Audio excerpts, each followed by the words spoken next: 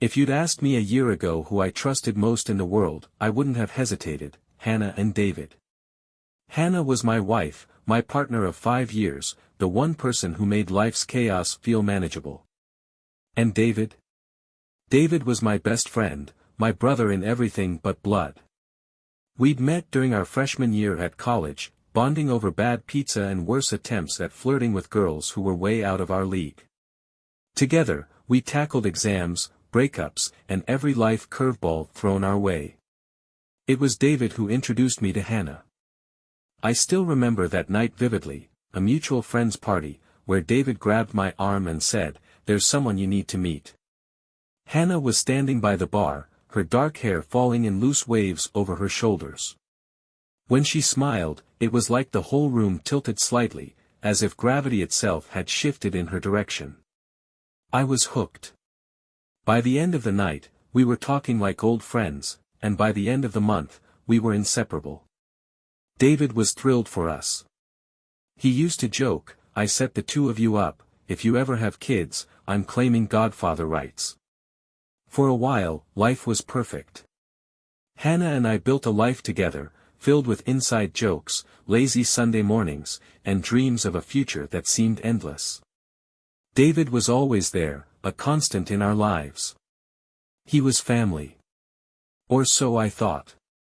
The first sign that something was wrong came in the form of a subtle distance I couldn't quite put my finger on. Hannah had started staying late at work more often, a habit that was out of character for her. When I asked about it, she'd shrug it off with a smile. "Big deadlines," she'd say. "You know how it is." I didn't press her. Everyone gets busy sometimes. But it wasn't just the late nights. There was a tension in her I hadn't seen before, a distractedness that made her seem far away even when we were in the same room. David, on the other hand, seemed more present than ever. He started dropping by unannounced, inviting himself over for drinks or to watch the game. At first, I didn't mind. It was nice to have the distraction when Hannah was so preoccupied. But over time, I noticed how easily the conversation would shift to her, how David's jokes seemed just a little too focused on her, how his laughter lingered a little too long when she spoke. One night, as we sat on the porch nursing beers, he turned to me with a grin. "You're a lucky guy, Jake. Hannah's amazing." "Yeah, I know," I said, smiling. "She's the best thing that's ever happened to me." "She really is," he said, his tone softening. "Don't let her forget that." Something about the way he said it nagged at me, but I pushed the thought aside. David was my best friend. I trusted him. I trusted her. There was nothing to worry about. Or so I thought. The uneasy feeling started as a whisper in the back of my mind, easy to ignore but impossible to completely silence. Hannah's late nights grew more frequent, and her once effortless warmth seemed dimmed, replaced by a guardedness I couldn't understand. When I asked if everything was okay, she'd smile and say, "Of course," but the smile never reached her eyes. David, meanwhile, was always around. If Hannah was home, he seemed to find an excuse to stop by. If she wasn't, he'd text me instead, inviting me out for a beer or to shoot pool at the dive bar we used to frequent in college. I told myself it was nothing. David was David, a social guy who just liked being around his friends. But sometimes, when I caught him watching Hannah, there was a flicker of something in his expression that made my chest tighten. I brushed it off, convincing myself I was imagining things. After all, David had been in my life for over a decade. He wasn't just a friend, he was family. He'd never do anything to hurt me. And Hannah? She was the woman I'd built my world around. I trusted her completely. But trust, I would learn, is fragile. And mine was about to be shattered. One evening, Hannah came home later than usual. I was sitting on the couch, half watching a rerun of a show we used to love, when I heard her keys jangling at the door. She stepped inside, her cheeks flushed from the cold, her hair slightly disheveled. "Long night?" I asked, glancing up. "Yeah," she said, setting her bag down by the door. "Sorry I'm so late. Megan and I got caught up talking after the meeting." I nodded, trying not to let the unease show on my face. "Everything okay?" She hesitated, just for a second, before forcing a smile. "Yeah, of course." But as she walked past me toward the kitchen, her phone buzzed in her pocket. She glanced at it quickly, her brow furrowing, and then tucked it away without a word. The unease tightened in my chest. "Who's that?" I asked casually, following her into the kitchen. "Just Megan," she said, too quickly. "She forgot to mention something about tomorrow's deadline." I nodded again, pretending to accept the answer. But later that night, as I lay awake beside her in the dark, her phone's glow lit up the room. I turned my head slightly, just enough to see the name on the screen. David. I told myself there was a logical explanation. They were friends too, he'd been part of our lives for years. It wasn't unusual for him to text her, was it?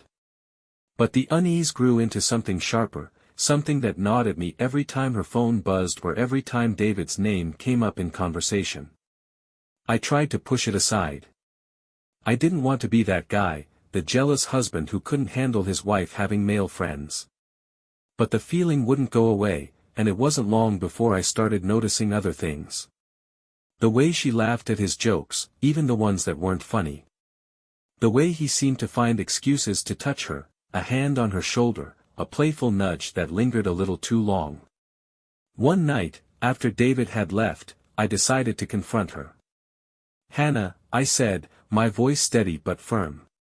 "Is there something going on between you and David?" Her eyes widened, and for a moment, I thought I saw panic flash across her face. But she recovered quickly, shaking her head. "What? No, Jake. Of course not. Why would you even think that?" "I don't know," I admitted, running a hand through my hair. "It's just, you've been distant lately. And he's been around a lot."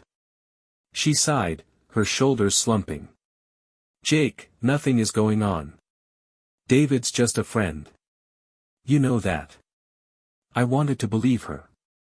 God, I wanted to believe her. So I nodded, letting the subject drop. But the unease didn't go away. If anything, it grew stronger, whispering to me in the quiet moments when I was alone. A few weeks later, the whisper of doubt became a roar I couldn't ignore. It was a Saturday evening, and Hannah was out again. This time, she told me she was having dinner with Megan, a story that had grown threadbare from overuse.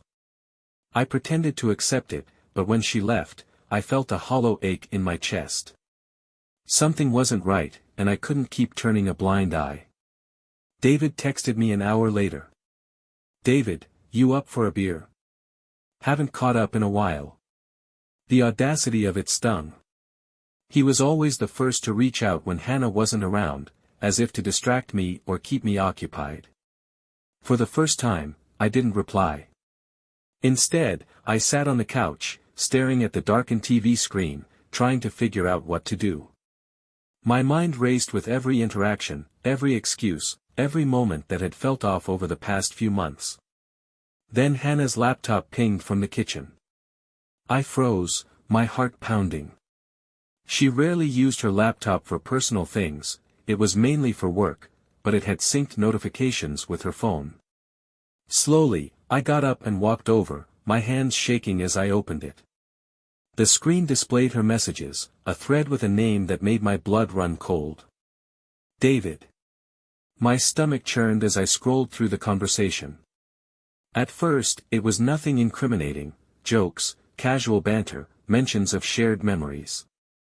But then, further down, the tone shifted. "David, last night was amazing. I can't stop thinking about it." "Hannah, me too. I didn't want it to end." "David, soon. We just have to be careful." My breath caught in my throat.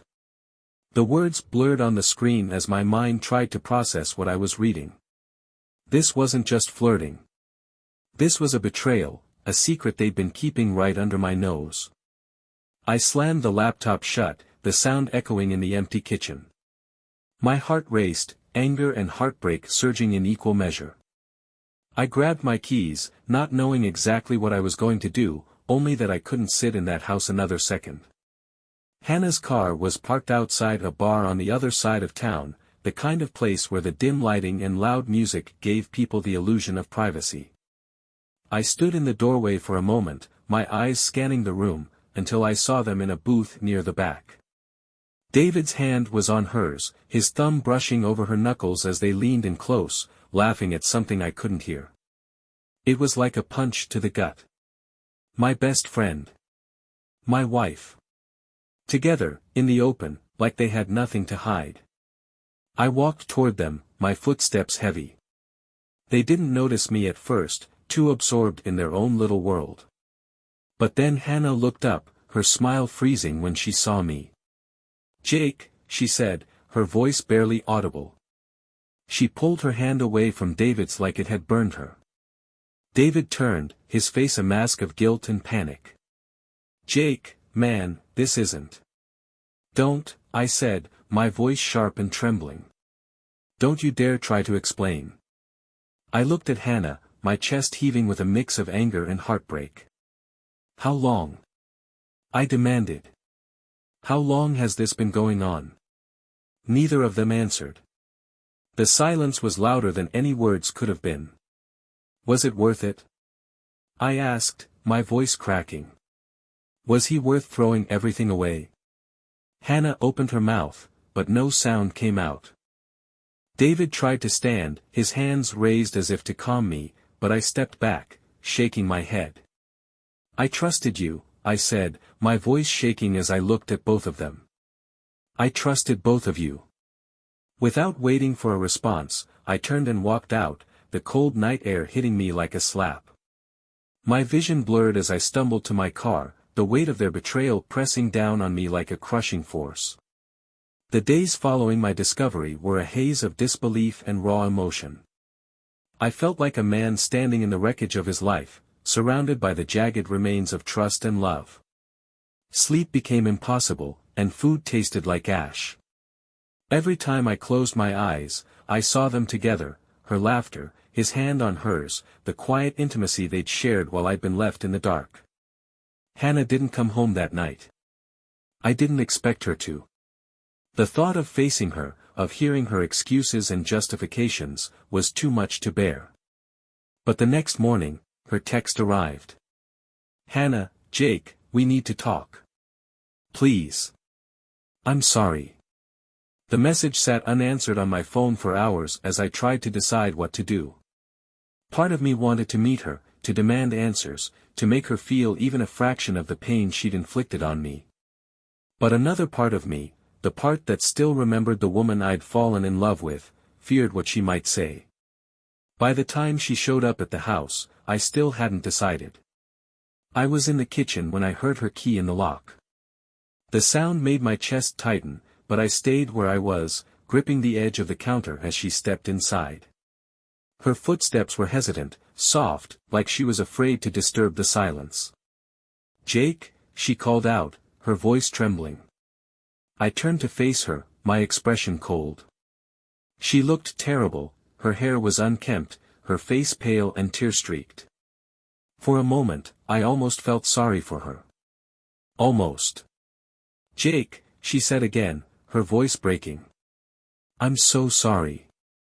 "Don't," I said, my voice sharp. "Don't say you're sorry. Just tell me the truth." She nodded, tears spilling down her cheeks. "It started a few months ago," she admitted, her voice barely above a whisper. "I didn't mean for it to happen, Jake. I swear. But I felt so alone." "Alone?"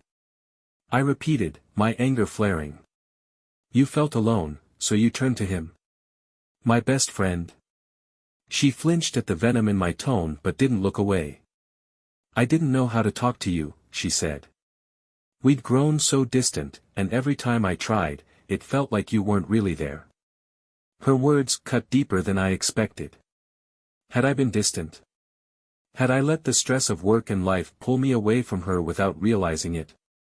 But even if I had, it didn't excuse what she'd done. You had a choice, I said, my voice shaking. You could have told me how you felt. We could have worked on it together. But instead, you lied to me. You betrayed me. I know, she said, her sobs growing louder. I know I did, and I'll regret it for the rest of my life. But I still love you, Jake.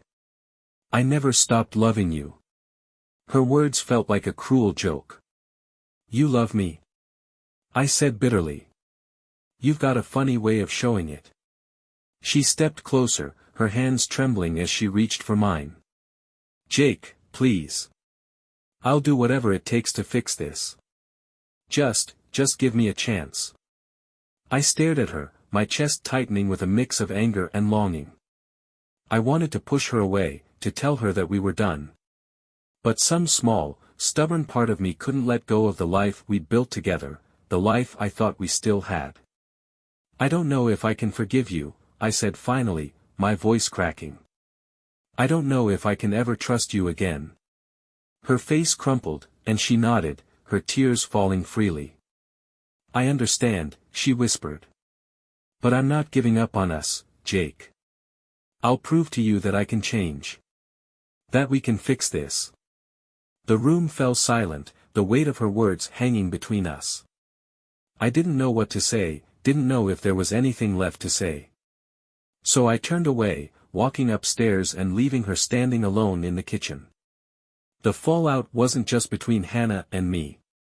David's betrayal cut just as deep, if not deeper. He'd texted and called, but I hadn't answered. I couldn't. The thought of hearing his voice, of listening to him try to explain, made my stomach turn. But ignoring him didn't stop the anger from festering. It didn't stop the memories of our friendship from playing in my mind, a cruel reminder of how far we'd fallen. I needed answers. And I needed to face him. It was a cold, gray afternoon when I finally decided to meet David. I hadn't told him I was coming, hadn't replied to any of his desperate texts or calls, but I knew where to find him. He had this small apartment downtown, a place I'd helped him move into years ago when he was starting fresh after his last breakup. I remembered thinking, back then, that it was the kind of place you'd want if you were building a life free of complications. Now, it was where my best friend lived, the man who had betrayed me in the most unimaginable way. David opened the door after a single knock, his face a mixture of surprise and relief. He looked like he hadn't slept, his hair was a mess, his eyes bloodshot, and he had the kind of unshaven stubble that comes from days of neglect. Jake, he said, his voice trembling. I didn't think you'd. Cut the crap, David, I said, stepping past him into the apartment. I'm not here for small talk. He shut the door quietly, his shoulders slumping. I deserve that. You deserve a lot more than that, I shot back, turning to face him. What the hell were you thinking, David? You knew what she meant to me. You knew what we had. And you, my voice cracked, anger and hurt spilling out in equal measure. And you just took it. Like it didn't matter. David sank onto the edge of the couch, his head in his hands. It wasn't like that, he said quietly. I didn't plan for this to happen, Jake. I swear to you, I didn't. That's the same garbage Hannah tried to sell me, I snapped. You didn't plan for it. You didn't mean for it to happen. Do you think that makes it any better? He looked up at me, his eyes filled with guilt. I'm not trying to excuse it. I know what I did was wrong. But, Jake, he hesitated, his voice breaking. I fell in love with her. The words hit me like a punch to the gut. You what?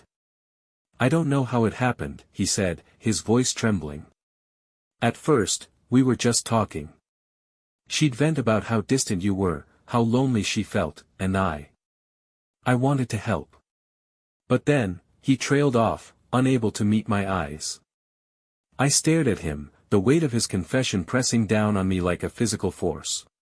You wanted to help, I said bitterly. And somehow, helping turned into sneaking around behind my back. Into destroying everything. I didn't mean to destroy anything, he said, his voice growing desperate. I cared about you, Jake. You're my best friend. You were like a brother to me. Don't, I said sharply. Don't you dare call me that. Brothers don't do what you did. David looked away, his jaw tightening. I know I can't undo this. I know I've lost you. But I need you to know, it wasn't just some fling. I thought, he paused, his voice cracking. I thought she and I had something real. I laughed bitterly, shaking my head. Real? Is that what you're telling yourself now? Because let me tell you something, David. Whatever you thought you had with her. It wasn't real. She's not the person you think she is. He flinched at my words, but I didn't stop. You think she loves you? She didn't even love me enough to tell me the truth. She didn't love me enough to fight for us. And you? You were just convenient. David's face crumpled, and for a moment, I almost felt sorry for him. But the anger in my chest was too strong, too fresh. I trusted you, I said, my voice breaking. I trusted you with everything. And you destroyed it. There was a long silence, the weight of my words hanging in the air. Finally, David looked up, his expression hollow. I'm sorry, Jake. For everything. I know that doesn't mean much, but I am. I shook my head, tears stinging my eyes. Sorry doesn't fix this. Without another word, I turned and walked out, the sound of the door closing behind me echoing in the empty hallway. The confrontation didn't bring the closure I'd hoped for. If anything, it left me feeling even more lost, the weight of their betrayal heavier than ever. But for the first time, I felt like I'd said what I needed to say. The rest was up to them. After confronting David, I thought I'd feel relief, closure, even, but what settled over me was an emptiness I couldn't shake. The confrontation had laid bare the betrayal, but it hadn't fixed the gaping hole they'd left in my life. Every day felt like trudging through a fog, and the life I once recognized felt distant, like it belonged to someone else.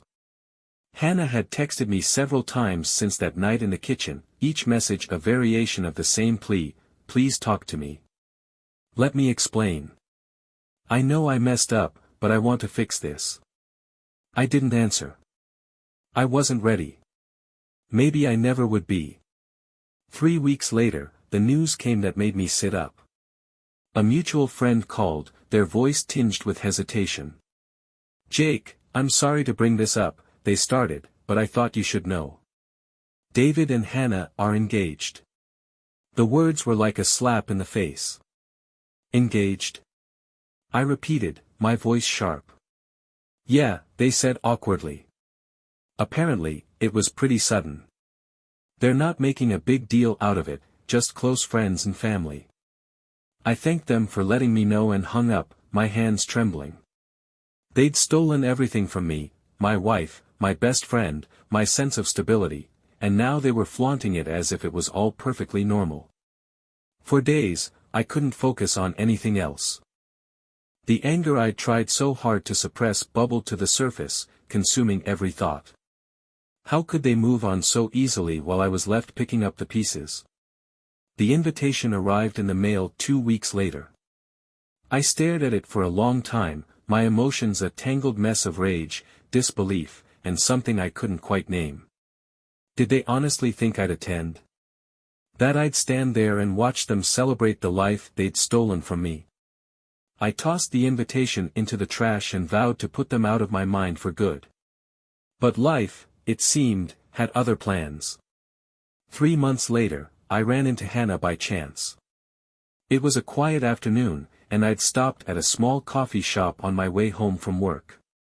She was sitting at a corner table, her face pale and drawn, a stark contrast to the confident woman I'd once known. She looked up as I passed, her eyes widening in surprise. Jake, she said softly. Hi. I nodded stiffly, debating whether to acknowledge her. But something about the way she looked, tired, almost broken, made me pause. "Can I talk to you?" she asked hesitantly. "Just for a minute." Against my better judgment, I sat down. "What do you want, Hannah?" She fidgeted with the edge of her cup, her hands trembling. I wanted to say I'm sorry. For everything. For the way I hurt you." I stared at her, my chest tightening. "You're sorry?" I said bitterly. "For what? For cheating on me? For lying? Or for marrying my best friend?" "All of it," she said, her voice cracking. "I know I don't deserve your forgiveness, but I need you to know that I regret it. I regret everything." Her words hung in the air, heavy with sincerity. For the first time, I saw her not as the woman who had betrayed me, but as someone who had lost herself in the process. "What happened?" I asked finally, my voice softer. She hesitated, then took a shaky breath. "It didn't work out," she admitted. "David and we thought we had something real, but it fell apart. We were broken before we even started." "Broken," I repeated, the word bitter on my tongue. She nodded, tears welling in her eyes. "I don't expect you to forgive me, Jake. I wanted you to know that I see it now. What I did. How much I hurt you. And I'll regret it for the rest of my life." Her confession left me speechless. For months, I'd imagined this moment, the day she'd realize the damage she'd caused. But now that it was here, it didn't feel like vindication. It felt hollow, like a chapter that had already closed. "I don't know if I can forgive you," I said finally, my voice steady. "But I'm done carrying this anger. I need to move on, Hannah. And so do you." She nodded, her tears falling freely.